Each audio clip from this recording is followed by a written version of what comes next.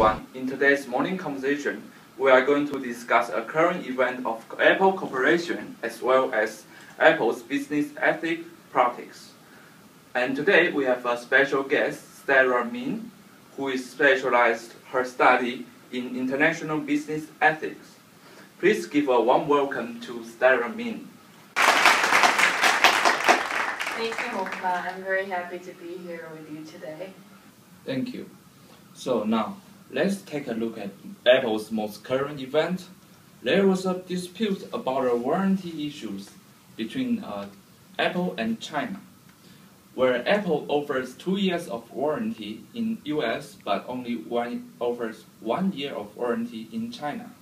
There was a lot of protests and negative news going on. And this event recently resulted in an apology letter from Apple's CEO, Tim Cook, and several adjustments has made to the Apple's warranty policy in China. Oh wow, it seems that Apple has been having not only issues with their customers, but also as well as their employees.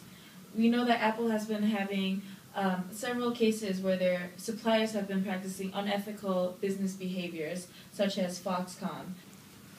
Okay, so can you briefly explain what ethics is and what are the common issues in business? Of course. Ethics is the accepted principles of right or wrong that govern the conduct of a person, or the members of a profession, or the actions in an organization. The most common ethical issues in business involve employment practices, human rights, environmental regulations, corruption, and lastly, the moral obligation of multinational companies. Interesting. I heard you mention Foxconn, who is the main supplier of Apple Corporation in China. We actually had one reporter who is having her touring in Foxconn's factory. Let's hear about Jia Lian. Thanks, Hongpan. After my today's tour in Foxconn, I do find a lot of facts, and I'm actually quite worried about those employees' working condition. The thing I found out is most workers have to work like 35 hours straight, and they don't have any time to take a break. And once they want to go to the restroom, they actually have to ask permission from their seniors. Moreover, most employees have to actually live in the company, and they're in their separate dorm, and the dorm is up to 10 people in single one. So, however, when leaving the dorm, the company prohibits those employees talking with each other, so most workers feel really lonely and they don't have any friends around. So most recently, there's one crisis that catches public attention about Foxconn is their employee suicide crisis. Right now, I'm actually having one of the private Foxconn workers next to me, and I'm gonna have an interview with him, and he will tell us more about the inside of the story. 你今年多大呀？我今年18了。是从什么时候开始在富士康工作呢？我已经在富士康工作2年了。然后我大部分的工友也都是16岁和我一起进富士康工作的。那你现在是已经离开富士康了，对吧？对。是什么让你选择离开这个公司的？因为工作压力实在太大了，然后我的好多工友都自杀了，然后他们还是我的室友，然后给我精神压力非常大，所以我就选择离开富士康。没关系，你可以先接电话。不好意思。喂？什么？跳楼了？你说谁啊？不好意思啊。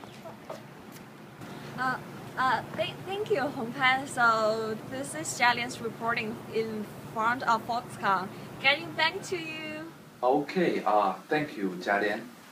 So Sarah, why do you think corporations behave unethical manners? Well, there's a lot of factors that influence companies to do unethical behaviors, such as personal ethics, decision-making process, organizational culture, as well as the unrealistic performance expectation, as well as leadership.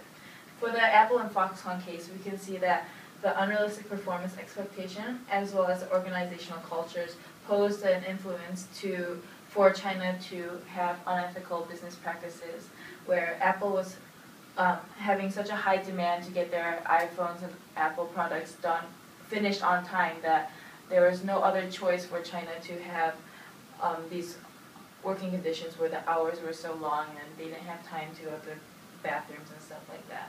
Okay, so what do you think the U.S. and China should do? Should I take any actions?